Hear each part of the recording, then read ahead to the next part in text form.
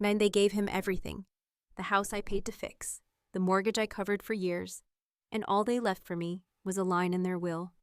We trust our children to care for each other. I'm Cambria, and I was the one who stayed helped sacrificed. But in the end, I wasn't even considered. So I walked away. No yelling, no scene, just silence louder than any goodbye. What would you have done if your family decided you were nothing but a safety net? Tell me below. I've always been the dependable one, not the favorite, not the golden child, just dependable. I grew up in Auburn Hollow, a quiet Vermont town where maple trees outnumber people. Same house my grandparents built. Same porch swing Dad patched every other summer. Same rules, same traditions, same expectations.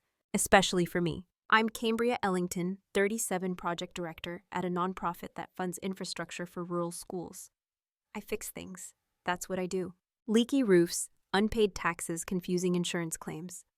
If it broke, I handled it. If it got messy, I cleaned it up. If someone forgot, I remembered. My parents never asked me outright. They didn't have to. I was just always there. When Dad slipped a disc in his back and couldn't work for 2 months, I wired the mortgage. When their roof caved in during that brutal 2019 winter, I found the contractor and paid the deposit. When their insurance lapsed because they missed a renewal letter, I stayed on hold for 3 hours to fix it. Not once did I hesitate. Not once did they say thank you. Meanwhile, Beckett, my younger brother, was finding himself, which meant 2 dropped-out colleges, 1 failed van life podcast, and 3 years living at home making music no one bought. He was the dreamer, the baby, the one they still called sweetheart. He wasn't lazy, just creative, not irresponsible, just free-spirited. And when money got tight, he was just between projects. They didn't see him as a burden. They saw him as someone worth saving. And me, I was the one who couldn't possibly need help. Because I had a job. Because I didn't complain. Because I always smiled and said, "Don't worry, I've got it." That house, our house, was more than a building to me. I painted those window frames. I resealed the back deck. Every spring, I planted new tulips along the fence because Mom loved purple. I could still smell the coffee she brewed every morning when I came by to check their mail. Still hear the soft hum of the fridge I bought them when the old one gave out. It wasn't just where they lived. It was where I stayed. Not because I didn't have options. I turned down a job in Boston that would have doubled my salary, but Mom said she couldn't sleep knowing I was too far away. So I stayed. I stayed through their health scares. Through the quiet holidays when Beckett didn't show. Through the times they forgot my birthday, but never his. I stayed because family mattered. Because being the one who showed up meant something. Until that day. The day I found the folder. The day I opened it. And realized I was never part of the plan. Not really. Not even a footnote. I didn't say anything at first. I just sat there at the kitchen I once remodeled for them, holding that cream-colored folder like it might burn me. The words weren't cruel. They were worse. Polite, detached, final. We trust our children to care for each other. That line stared at me harder than any insult ever could. I didn't speak until Dad came back in from the porch, coffee in one hand, phone in the other. "You getting through that stack okay, kiddo?" He asked like everything was fine. I held up the folder. "Is this real?" He looked at it, froze, then sighed long and low like a deflating tire. "It's not what you think." That's how he started. But it was exactly what I thought. I didn't shout, didn't accuse, didn't cry. I just waited quietly. He took the chair across from me, placed his mug down slowly. "We figured you'd understand." There it was, that phrase. The one they'd used since I was 10 and gave up my piano lessons so Beckett could try baseball. The one I heard in college when they couldn't help with tuition because they were helping him get back on track. "You'll understand. You've always done well. You're strong, Cambria." Words that sound like love until you realize they're just permission to forget you. Mom walked in next, drying her hands on a dish towel. She saw my face, saw the folder, and didn't even pretend to be surprised.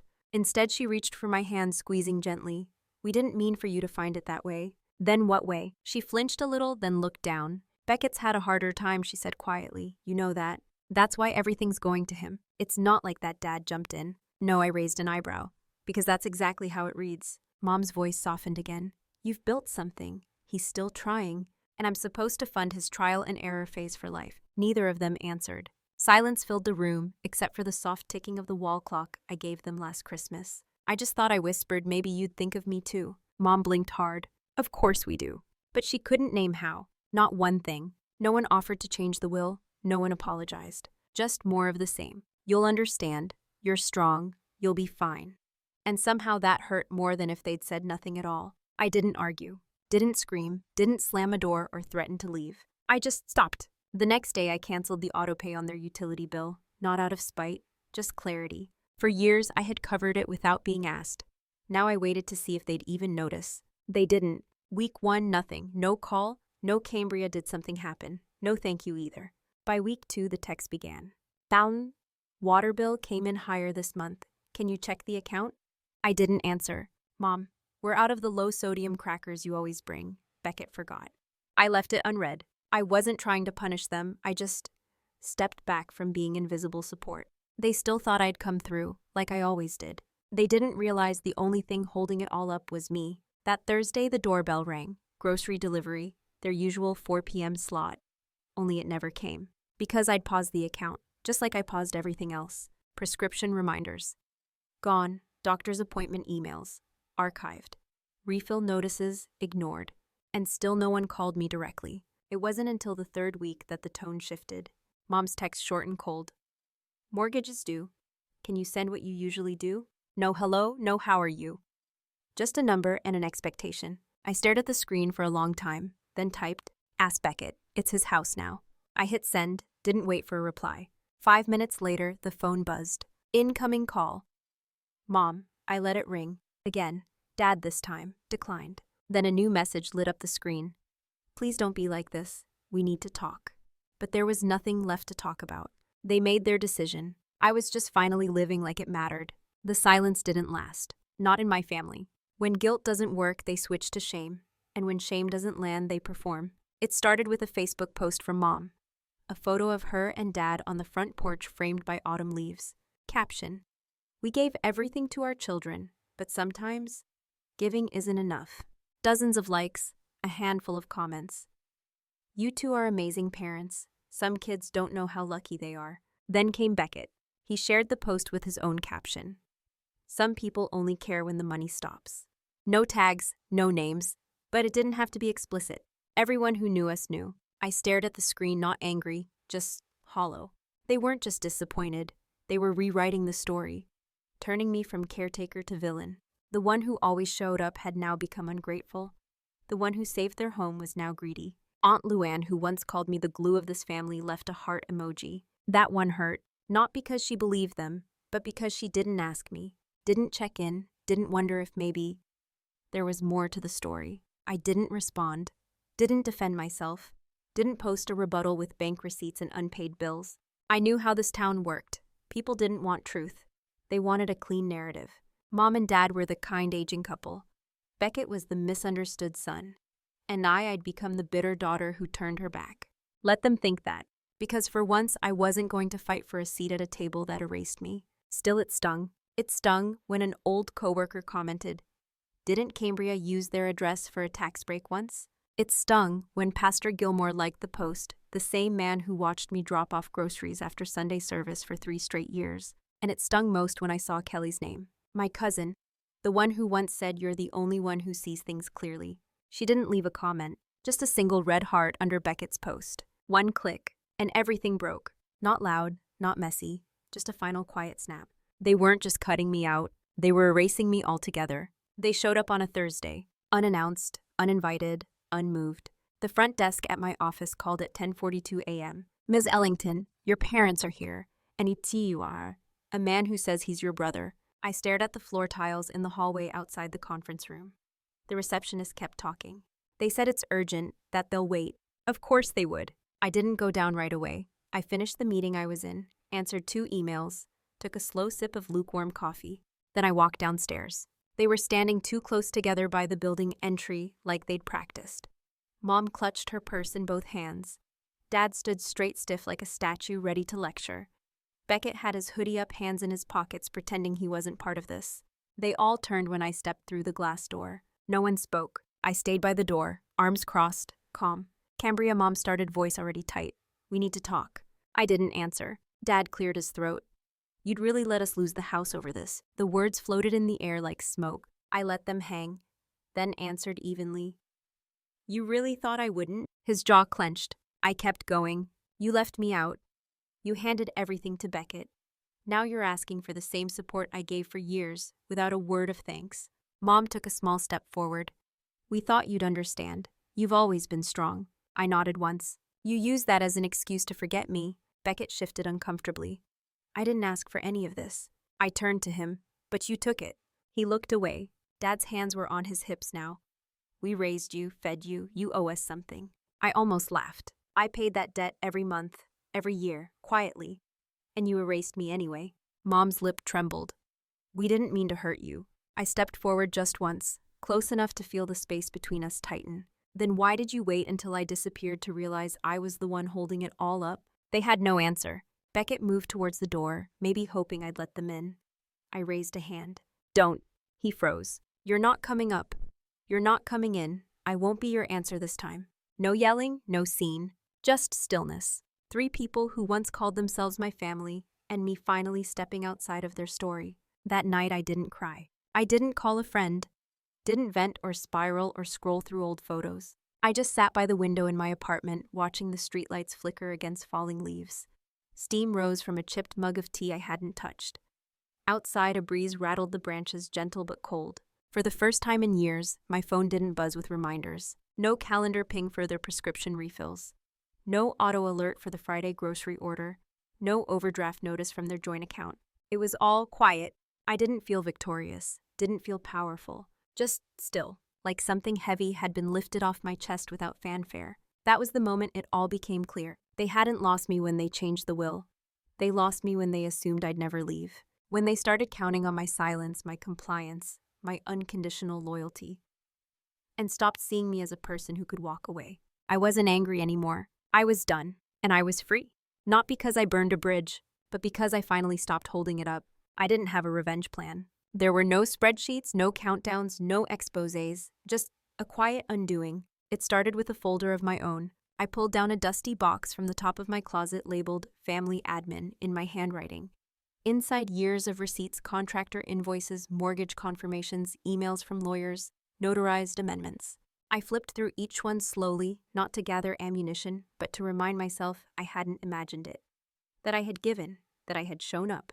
Then I opened my laptop and made it official. Cancelled the grocery account, the mail hold service, the prescription auto refills, the quarterly pest control plan. I had discreetly arranged when the wasps nested last summer. Next, I emailed their bank. Dear Ms. LaGrange, as of this month, I am no longer affiliated with any financial obligations tied to 418 Willow Creek Lane. Please remove my name as emergency contact and account access holder.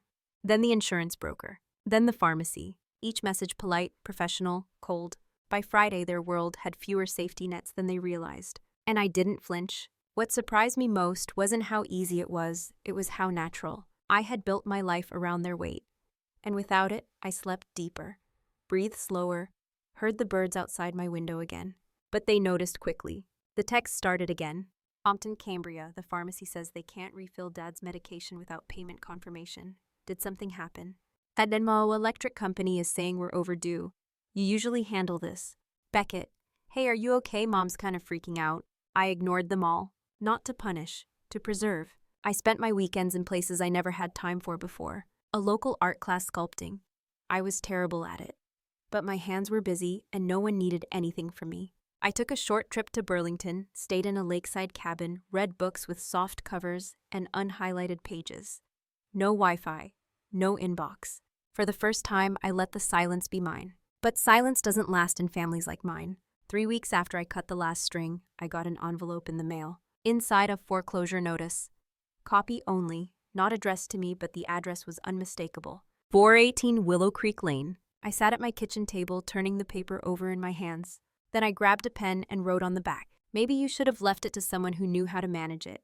I didn't send it. I just stared at it, then tucked it into my drawer with the rest of the files. Let it sit. Let it be real. Beckett messaged again 2 days later. We could lose the house. Just help them. Please, you've always handled this stuff.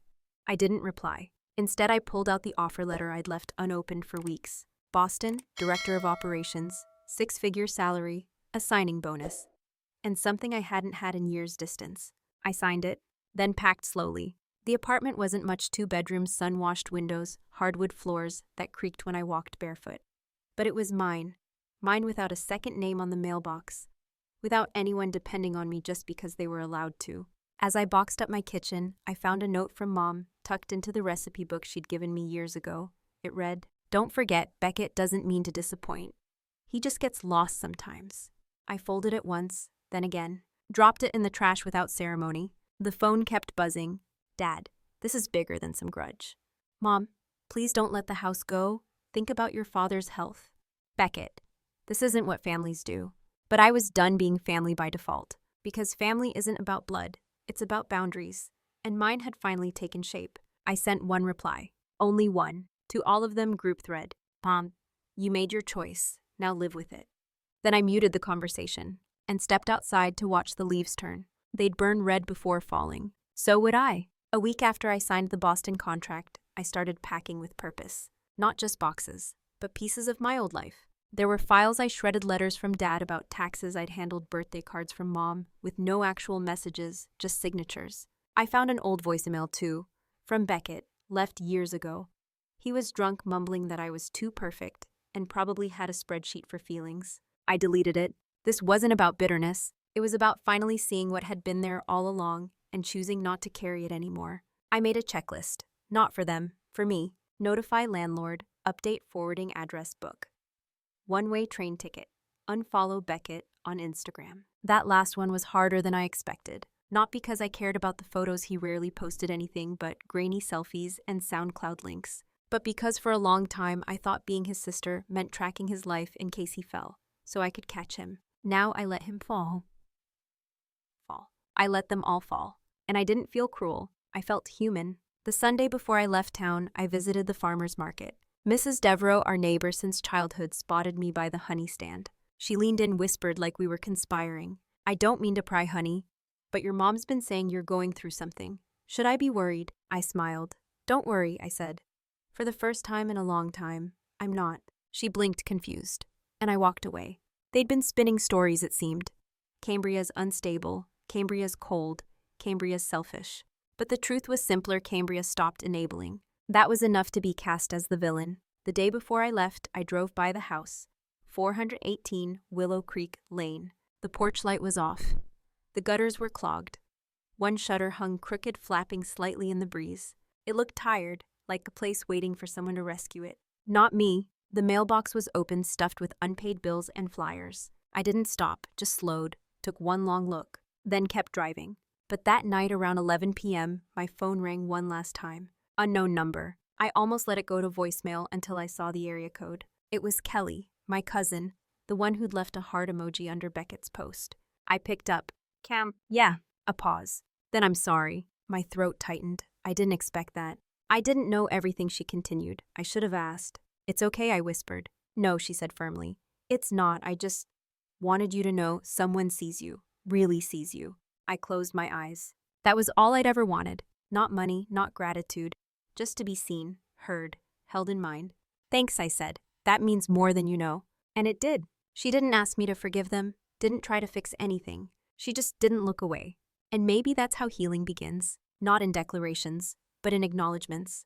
Before we hung up, she added one last thing. "They'll never say it, but they know what they did." I didn't reply, because it didn't matter if they knew. I did. That was enough. I turned off the lights, zipped the last suitcase, and set an early alarm. Boston awaited, and for the first time since I was 16 years old, I wasn't leaving anyone behind who thought I owed them my peace. I was just leaving. I didn't expect the news article. It showed up 2 weeks after I moved to Boston. A friend texted me a screenshot.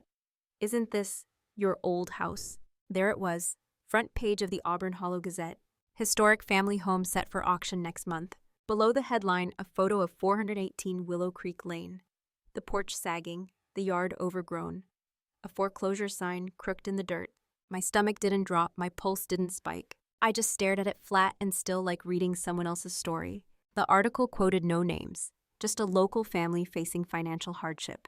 But everyone in town knew. Everyone. They didn't need to tag me. They'd already done that in real life. Comments poured in below. "So sad, that house has been there forever." Kids these days don't take care of what they're given. One comment from a woman I hadn't seen since high school read, "If my parents left me a house, I'd fight to keep it, not walk away." And I realized something. They all thought I'd inherited it and ruined it. Not that I had saved it again and again and was cut out anyway, because the truth is quieter than gossip.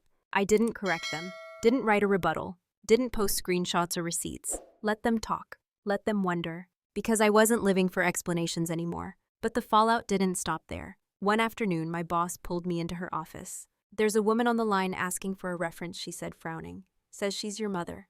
I froze. She asked if you'd be returning to Vermont soon. I told her that wasn't something we'd discuss without your permission. I swallowed hard. "She's not taking the silence well," I managed. My boss nodded, I could tell. That night, I found a voicemail. Just breathing then. Cambria, please. I know you're angry, but this isn't you. You're not cold like this." But she was wrong. I wasn't cold. I was clear. I let the voicemail sit there unopened. It wasn't hate. It wasn't spite. It was detachment. And then came Beckett. His email was long, wandering, full of passive guilt. He said he was overwhelmed, that he never wanted all the responsibility, that Mom and Dad didn't prepare him for any of it. He said I had abandoned him, as if I owed him a life raft on a ship he chose to steer. I read it once, then again, then deleted it. Because if he was drowning, it wasn't because I let go. It was because he never learned how to swim. The real climax wasn't a scream, wasn't a fight.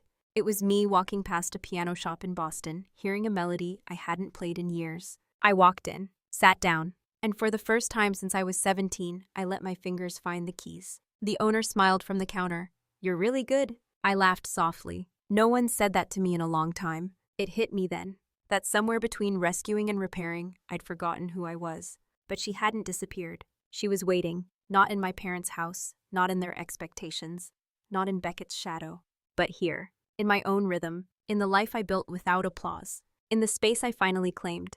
The next morning, a final letter arrived in the mail. From the bank. Notice of foreclosure finalization, public auction date confirmed. I folded it once, slipped it into the back of a notebook, then went on with my day. They weren't homeless, just uncomfortable. For the first time, they were learning what I'd carried all along. Not out of vengeance, not to punish, just to let them finally feel the weight I'd held quietly for years. And maybe that's the cruelest kind of justice, the kind you don't serve.